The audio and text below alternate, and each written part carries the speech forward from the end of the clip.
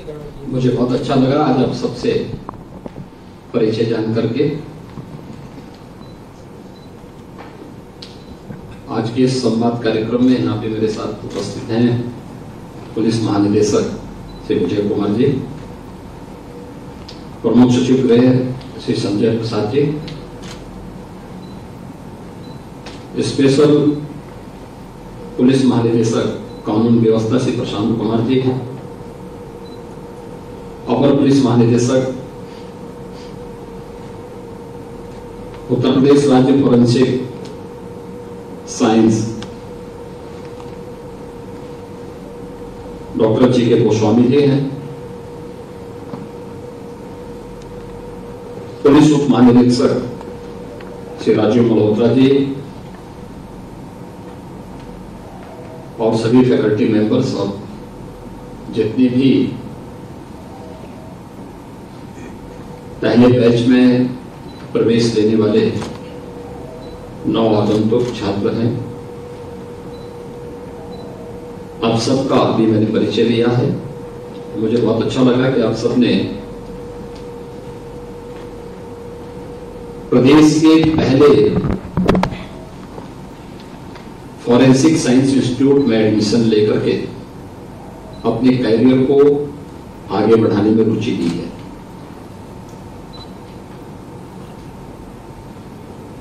या आप में से ज्यादातर छात्रों के लिए जिन लोगों ने इस फील्ड की थोड़ी पढ़ाई की है या जिनका बैकग्राउंड ऐसा होगा, उन लोगों के लिए इसके क्षेत्र में के बारे में कुछ जानकारी उन्हें होती, लेकिन शेष अन्य छात्र छात्राओं के लिए यह एक नया फील्ड है। लेकिन इसमें फ्यूचर है।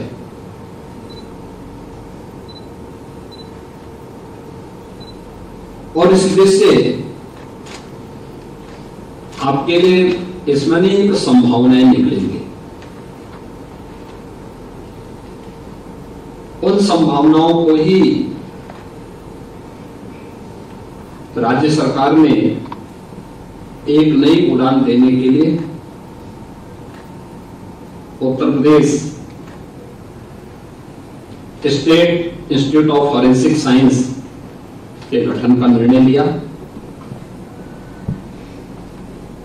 और इसका पहला सत्र प्रारंभ हो रहा है। क्योंकि पहला सत्र भी प्रारंभ हो रहा है,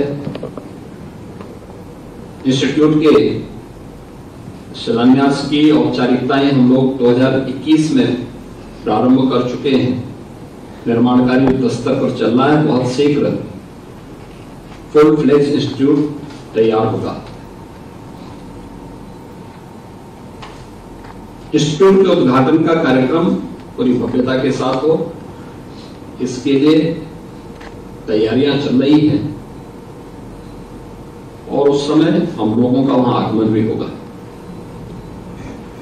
लेकिन आप इस इंस्टीट्यूट के नियम हैं।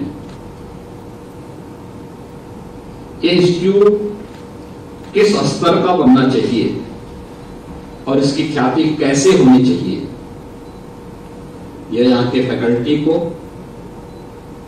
यहां पे तैनात अधिकारियों को और यहां के फर्स्ट बैच को उसकी नींव को तैयार करना है। मैंने जो बताया कि आज की आवश्यकता है, लेकिन इसमें फ्यूचर भी छुपा हुआ है। अक्सर आप देखते हैं, हम जिस समाज में रहते हैं, जिस सोसाइटी के हम पार्ट हैं, हम अक्सर बात करते हैं रूल ऑफ लॉ का, हम अक्सर बात करते हैं गुड गवर्नेंस की, हम अक्सर बात करते हैं डेमोक्रेसी की।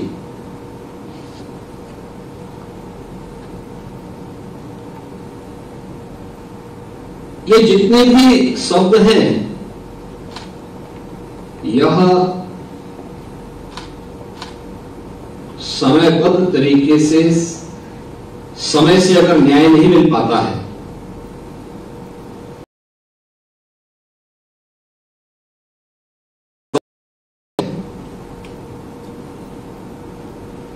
तो फिर ये शब्द बेकार हो जाते हैं, इनके मायने बदल जाते हैं।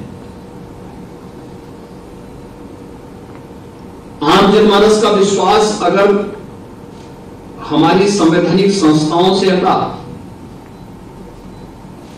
या पुलिस और प्रशासनिक व्यवस्था से हटा तो किसी के हित में नहीं है।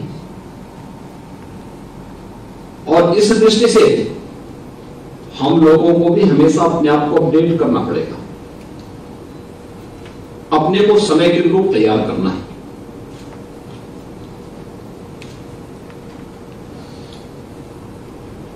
आज आप इस समय देखते होंगे साइबर क्राइम के दो प्रमुख क्षेत्र देश के अंदर बड़े कुख्यात हुए हैं इस समय। एक सुदूर झारखंड में है और एक राष्ट्रीय राजधानी के नजदीक है।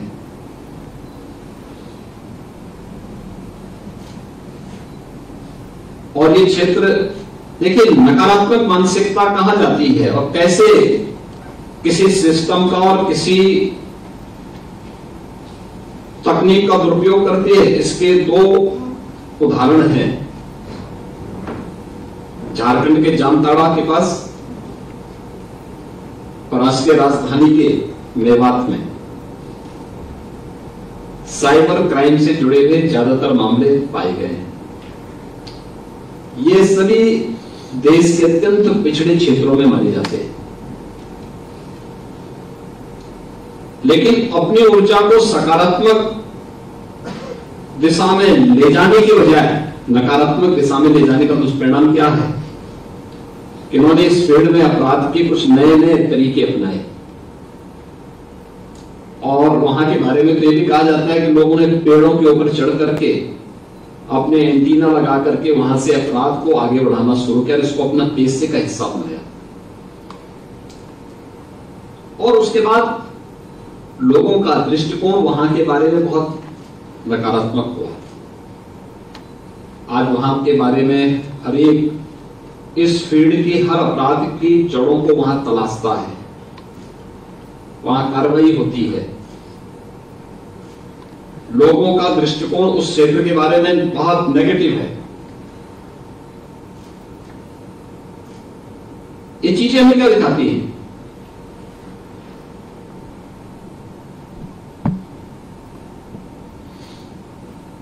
कि लोगों में ऊर्जा थी, उस ऊर्जा को सकारात्मक दिशा में ले जाने के लिए जो योग्य योजक होने चाहिए थे उसकी कमी थी, या फिर उन्हें उस प्रकार का प्लेटफॉर्म नहीं मिल पाया। समय के अनुरूप हमें भी अपने आप को तैयार करना होगा। अगर हम अपने आप को तैयार नहीं करेंगे, अपडेट नहीं करेंगे, अक्सर होता क्या है, साइबर अपराध से जुड़े हुए जितने मामले आते हैं, जानकारी न होने के नाते लोग उनको नकारते हैं, दौड़ाते हैं, भगाते हैं। लोगों में एक खिन्नता होती है, व्यवस्था के प्रति अविश्वास पैदा होता है। ऐसे ही फॉरेंसिक साइंस का भी है।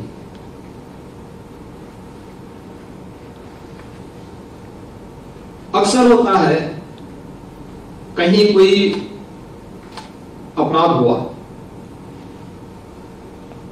एफएसएल की लैब में जांच करने के लिए गया है, फिर वह महीनों महीनों लगते हैं उसमें रिपोर्ट आने में, और बहुत बार रिपोर्ट में भी इतना घालमेल होता है कि उस पे भी प्रश्न खड़े होते हैं। देश बहुत बार पीड़ित पक्ष न्याय पाने से वंचित हो जाता है, या न्याय की आस में उसका पूरा जीवन व्यतीत हो जाता है। इस दृष्टि से आवश्यक है कि हम लोग आज अपराध की प्रकृति क्या है और सोसाइटी की आज की डिमांड क्या है, उसके अनुरूप अपने आप को तैयार करें। अब देखिए, टेक्नोलॉजी बहुत आगे बढ़ चुकी है। अगर हम उसके अनुरूप अपने आप को तैयार नहीं करेंगे पिछड़ जाएंगे। हम एक कॉमन मैन के साथ न्याय नहीं कर पाएंगे और इसीलिए प्रदेश सरकार ने तय किया कि हम लोग इस यहां पर उत्तर प्रदेश में Uttar Pradesh state institute of forensic science की स्थापना करेंगे। इंस्टीट्यूट के निर्माण की कार्रवाई को आगे बढ़ाया और आज मुझे प्रसन्नता है कि इसका पहला बैच 5 ब्रांच के साथ अपना कार्य प्रारंभ किया है। मैंने गृह विभाग को भी और इस संस्थान में जो अधिकारी हमारे कार्य कर रहे हैं, मैंने उनको इस बारे में पहले से कहा कि भाई आप लोग पहले दिन से इस बात को तय करिए कि हमें इसको वर्ल्ड क्लास इंस्टीट्यूट के रूप में स्थापित करना है। उस प्रकार के हम कोर्सेज इसमें लेकर के आएंगे। इस संबंध में लगातार देश के अंदर के उन सभी संस्थानों के साथ इंस्टीट्यूट के एमओयू हो रहे हैं, उनके साथ उनकी लगातार सिटिंग हो रही है, उनके साथ लगातार एक संवाद के माध्यम से उनको आगे अपने साथ जोड़ने का कार्य हो रहा है। और फैकल्टी को भी हम लोगों ने कहा कि अच्छी फैकल्टी को चयन करके यहां पर लेकर के आइए।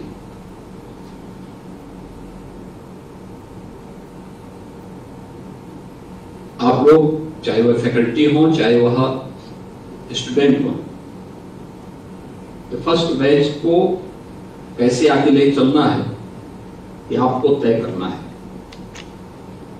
यूपी पुलिस इसको संचालित कर रही है और फोर्स का पहला नियम है अनुशासन। मुझे लगता है कि आप सबको भी इसमें तय करना होगा अभी से। इंस्टीट्यूट के संचालन के लिए एक सामान्य कार्य योजना बनाना, एक कार्य के लिए स्वयं भी और दूसरे को भी जवाबदेही तय करना है, ऑनरशिप देना हर एक चीज की। यहां ये इंस्टीट्यूट हमारा है, हमें इसको आगे बढ़ाना है, इसको इसकी ख्याति देश के अंदर भी हो और विदेशों में भी हो। इसके लिए पहले दिन से आपका जो प्रयास प्रारंभ होगा वह इंस्टीट्यूट को एक नई पहचान दिलाएगा। और उत्तर प्रदेश देश की आबादी का सबसे बड़ा राज्य है, 25 करोड़ की आबादी यहां निवास कर रही है। इस 25 करोड़ की आबादी की कुछ अपेक्षाएं होंगी, उन अपेक्षाओं और आकांक्षाओं को आगे बढ़ाने के लिए हमारे स्तर पर क्या प्रयास हो सकता है। आज हम लोग प्रदेश के अंदर हर जोन और रेंज में एफएसएल की लैब्स बना रहे हैं। हमारे पास साइंटिस्ट नहीं है।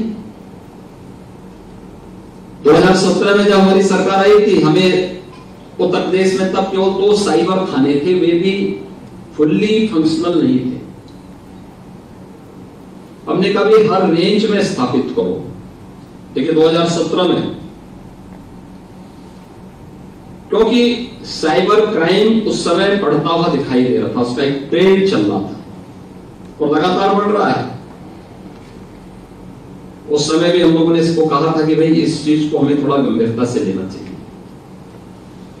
लेकिन एक्सपर्ट आज भी उसकी कमी महसूस की जाती है। आज हम इस बात को मानते हैं कि रेंज नहीं, यह हर जनपद में होना चाहिए और हर थाने में।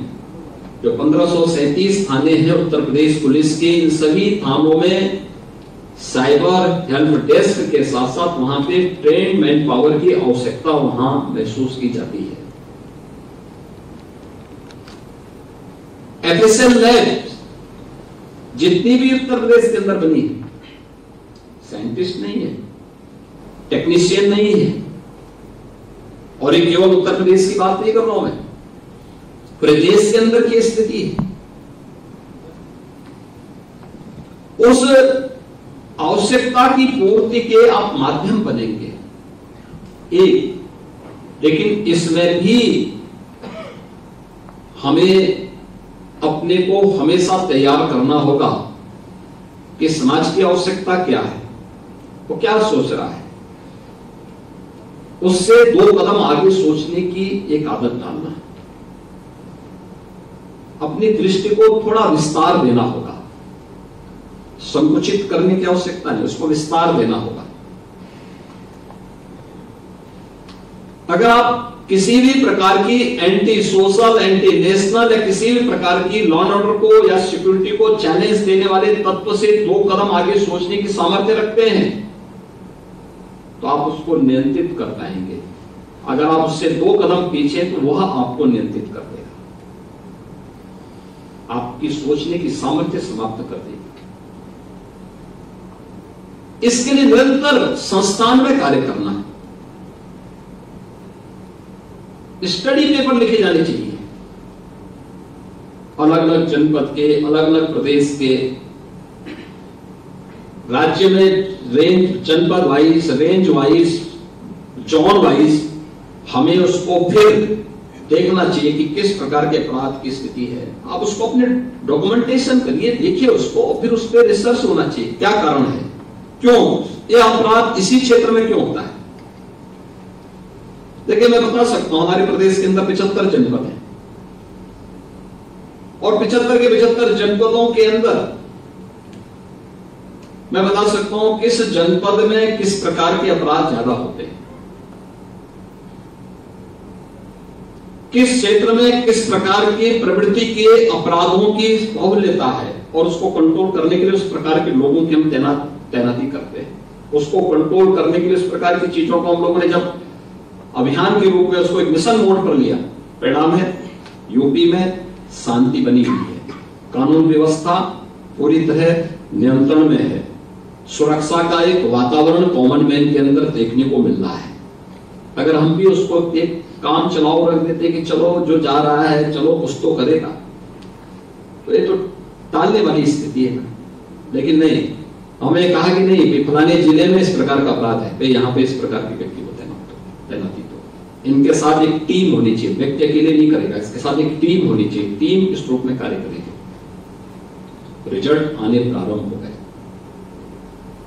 वह टीम भी वहां उस प्रकार की मेहनत करती है, जाने के पहले उनको बता दिया जाता है, इशारा कर दिया जाता है कि भाई देखो वहां इस प्रकार का अपराध है, वहां इस प्रकार की प्रवृत्ति है, इसको कैसे, कहां संवाद से आपको कार्य करना है, कहां फोर्स उपयोग करना है, कहां पे आप लोगों को सोसाइटी को वॉच करना है, कहां पे कैसे आपको इन चीजों को देखना है, वो चीजें अपने आप आती हैं। और मुझे लगता है कि कोई भी वर्ल्ड क्लास इंस्टीट्यूट अगर स्टडी से, रिसर्च से अपने को दूर करता है, तो अपनी आगे बढ़ने की संभावनाओं को वहीं पे बाधित कर देता है।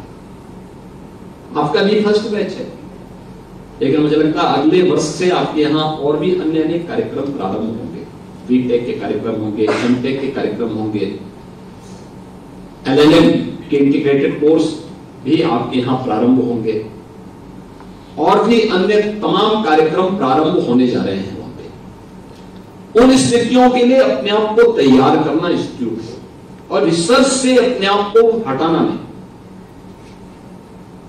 एक एक चीज पे स्टडी हो सकती है, एक एक अपराध की प्रकृति पे स्टडी हो सकती है। एक गांव में अगर एक गांव में किसी प्रॉपर्टी को लेकर विवाद हुआ है, ये भी अपने आप में एक हमारी स्टडी का विषय है। और हो सकता है उस स्टडी को अगर हम पुलिस को या राजस्व को दे करके उसके निष्कर्षों के साथ हम दे दें, तो उस प्रकार के अपराध को रोकने के लिए हो सकता है कि आपकी स्टडी कारगर हो जाए। पिता और पुत्र के बीच में मैं भी एक समाचार सुन रहा था। एक पुत्र ने अपने पिता और अपनी मां को मारने के लिए दौड़ाया, पिता भाग गए, मां की हत्या कर दी। देखिए, अभी एक सप्ताह के अंदर की घटना है एक जनपद की। ये क्यों हुई, क्या कारण है? पारिवारिक रिश्तों में इस प्रकार का तनाव, पुत्र पिता की हत्या कर ले, दृश्य ही समाज को कंपाने वाला होता है, सामाजिक रिश्तों को तार-तार करने वाला होता है। ये चीजें हमें दिखाती हैं कि कहीं ना कहीं सोसाइटी के बीच में कुछ ऐसा पक रहा है जो आने वाले समय के लिए सोसाइटी के हित में नहीं होगा। उस पर भी चुपचाप एक स्टडी की जा सकती है और उसको भी स्टडी रिपोर्ट को आप अपने पास भी रख सकते हैं, विभाग को भी दे सकते हैं। आखिर वह थानों में जाए, थाने वाले देखें भी तो भाई उनके पास इतना वर्कफोर्स होता है, इतना कार्य का उनके पास दबाव होता है कि उनके पास स्टडी करने का अवसर नहीं होता।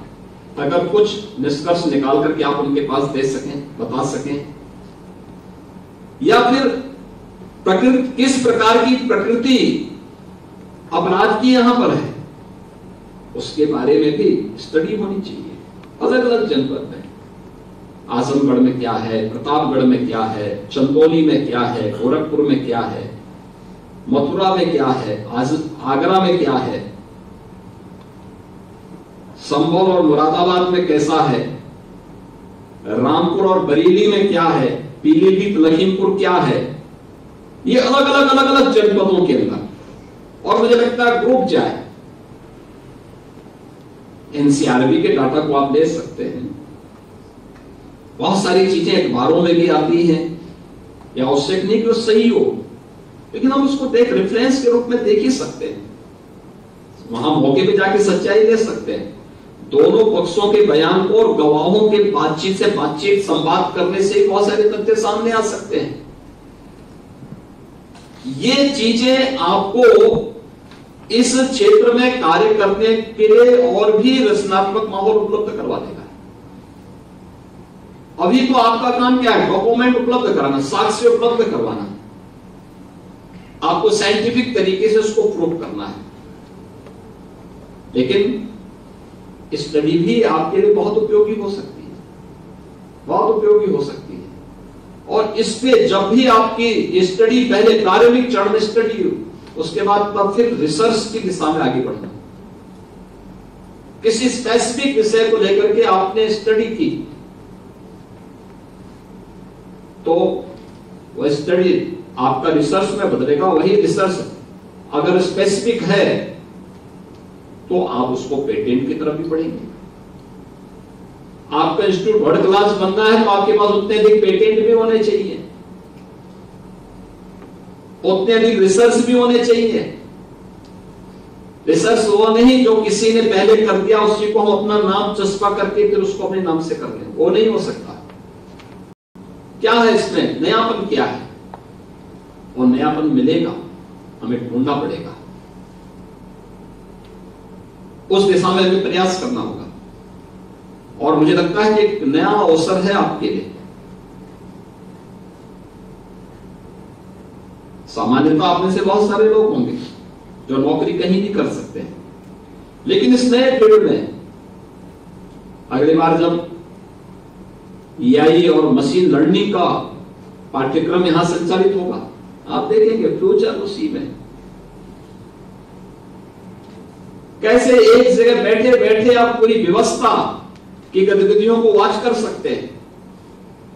ये सारी चीजें आपको उसके माध्यम से जानने सीखने के लिए मिलेगा। न्यू एज कोर्सेज आपके पास आएंगे, उनको देखेंगे। इंस्टीट्यूट जब उस फील्ड में आगे काम करेगा, लोगों को लगेगा कि हाँ ये काम बहुत पहले होना चाहिए था, कितने पीछे हम लोग रह गए, इन चीजों पे हमें 10 वर्ष पहले सोचना चाहिए था। लेकिन देर आए दुरुस्त आए। जिन छात्रों ने इसमें अपने कैरियर को आगे बढ़ाने का निर्णय लिया, उनके लिए बहुत ब्राइट फ्यूचर यह फील्ड हो सकता है, बशर्ते बेफस से अनुशासित रह करके अपने उस सब्जेक्ट पे ही अपने को कंसंट्रेट करें और उसमें क्या कुछ नया हो सकता है। देखिए हमारे उपनिषद में एक बात कही गई है, आनो भद्रा कर्तोर्यन्तु विश्वत, यानी ज्ञान को सभी दिशाओं से आने के लिए अपने मस्तिष्क को खुला रखो। जहां से भी ज्ञान की धाराएं आ सकती है, जहां से भी आ सकती है, संकुचित दृष्टिकोण से उभर करके हम अपने आप को केंद्रित करें, अब कंसंट्रेट करें इस विषय की ओर। और मुझे लगता है कि एक बहुत विस्तृत क्षेत्र है आपके पास। अभी तो बीएससी एमएससी का, फॉरेंसिक का जो है आपके पास पाठ्यक्रम आपके पास आया है, डिप्लोमा पाठ्यक्रम आपका साइबर से जुड़े हुए कुछ यहां पर आप लोगों ने यहां पे प्रारंभ किए हैं, अन्य पाठ्यक्रम यहां पे धीरे धीरे करके आगे बढ़ रहे हैं। लेकिन धीरे धीरे करके इसमें नए नए पाठ्यक्रम भी आएंगे, फैकल्टी भी आएगी। और मैंने पहले गृह विभाग से भी कहा है और अपने अधिकारियों से भी कहा है, सभी से, कि भाई अच्छी फैकल्टी को जहां कहीं भी देश में मिलती है, दुनिया में मिलती है, उनको लेके आ जाओ, इंस्टीट्यूट को अच्छे ढंग से आगे बढ़ाओ और फिर मजबूती के साथ आगे चलता हुआ दिखाई देना चाहिए।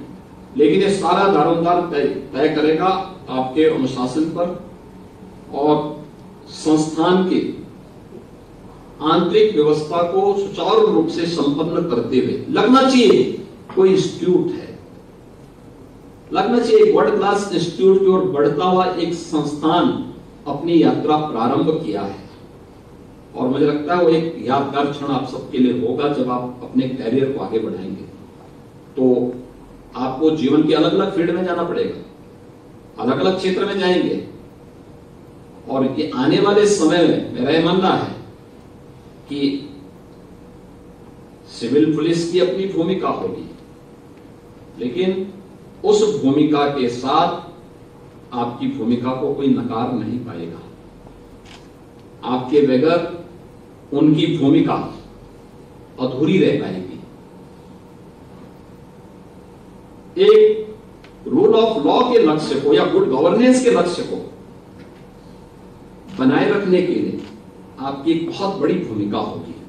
और उसके लिए आप लोग अपने आप को सौभाग्यशाली माने कि इस इंस्टीट्यूट के फर्स्ट बैच के आप सभी जो है यहां से अपने कैरियर की शुरुआत करने जा रहे हैं। मैंने इसीलिए आज यहां पे मुख्यमंत्री आवास में आप लोगों को मैंने आमंत्रित किया कि मैं आपसे संवाद बनाऊं। मुझे विश्वास है कि आप सभी लोग संस्थान के अनुशासन को मानते हुए वहां के नियमों को याद करना। फोर्स में एक बात कही जाती है कि ट्रेनिंग के दौरान जितना परिश्रम करके व्यक्ति पसीना बहाएगा उतना ही युद्ध भूमि में उसे खून बहाने की नौबत नहीं आएगी। यानी युद्ध आपके हाथों में, आपकी मुट्ठी में होगा। इसलिए परिश्रम परिश्रम परिश्रम, इसका कोई दूसरा विकल्प नहीं हो सकता है।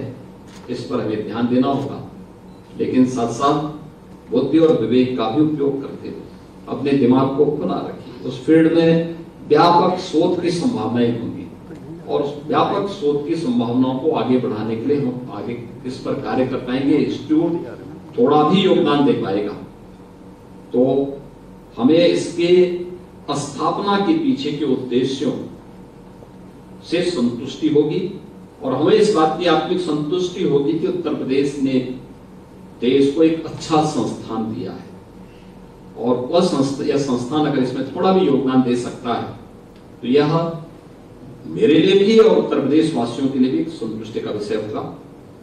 संस्थान के पहले सत्र के प्रारंभ होने के अवसर पर मैं संस्थान के अपने सभी अधिकारियों को, फैकल्टी मेंबर्स को, सभी स्टूडेंट्स को, और उसमें भी मुझे प्रसन्नता है कि बहुत बड़ी संख्या में बालिकाएं इसमें आई हैं।